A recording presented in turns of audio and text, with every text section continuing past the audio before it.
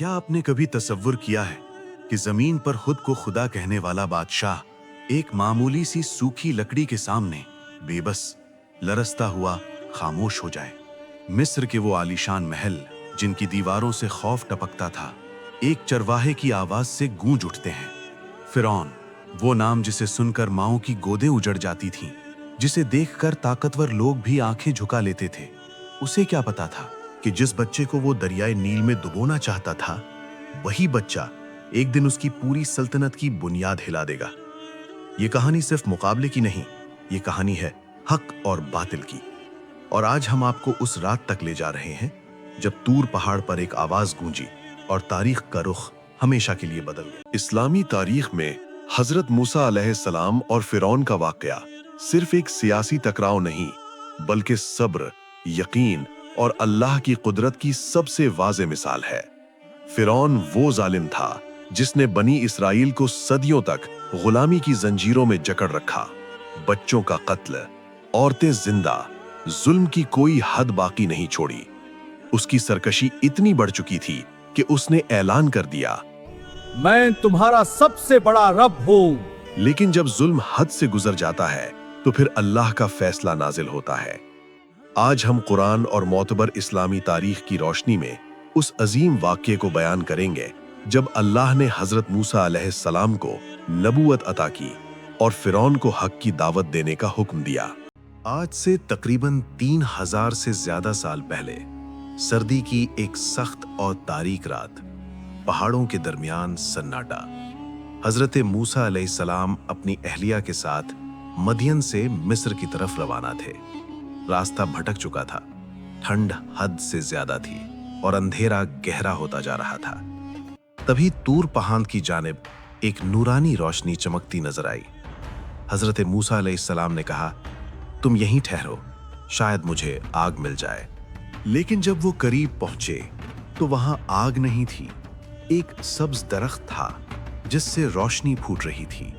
और फिर खामोशी को चीर देती हुई एक आवाज गूंजी, ए मूसा, बेशक मैं ही तेरा परवरदिगार हूं। अल्लाह ने फरमाया, अपने जूते उतार दो, तुम मुकद्दस वादी तवा में हो। यहीं हजरत मूसा अलैहिस्सलाम को नबूवत अता हुई। अल्लाह ने 2 अजीम मौजज़े दिए, आसाए मूसा और यदे बैजा, और हुक्म दिया, फिरौन के पास जाओ, वो हद से बढ़ चुका है। मिस्र का वो महल ताकत और खौफ की निशानी, ऊंची दीवारें, लोहे के दरवाजे और हजारों मुसल्ला सिपाही। अंदर फिरौन सोने के तख्त पर बैठा था, गुरूर उसके चेहरे से टपक रहा था। हजरत मूसा अलैहिस्सलाम और हजरत हारून अलैहिस्सलाम उसके सामने खड़े हुए और निहायत सुकून से कहा, मैं रब्बुल आलमीन का रसूल हूं, बनी इसराइल को आजाद कर दो। फिरौन हंस पड़ा। उसने कहा, ये वही है जिसे हमने अपने घर में पाला। हजरत मूसा अलैहिस्सलाम ने कहा, मैं अल्लाह की निशानियां लाया हूं। लाठी जमीन पर गिरी और एक असली सांप बन गई। महल में अफरा तफरी मच गई। फिरौन का चेहरा पीला पड़ गया। उसने कहा, ये जादू है। और मुकाबला तय हो गया।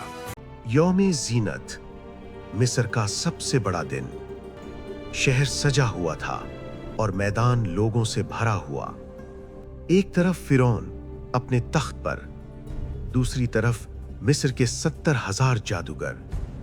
जादूगरों ने रस्सियां फेंकी और आंखों पर जादू हो गया।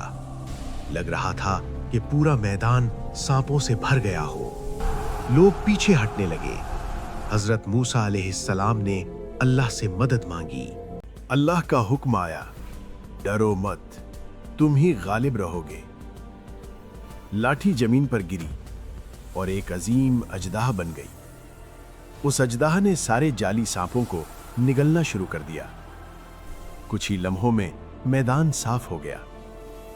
जादूगर समझ गए, ये जादू नहीं, ये अल्लाह की कुदरत है। जादूगर सजदे में गिर पड़े। हम मूसा और हारून के रब पर ईमान लाए। फिरौन पागल हो गया।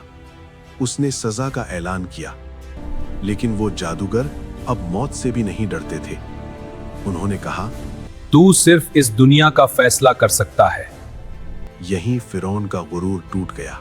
ये वाकया हमें सिखाता है कि हक को सिर्फ अल्लाह की मदद चाहिए, ना फौज, ना दौलत, ना जादू।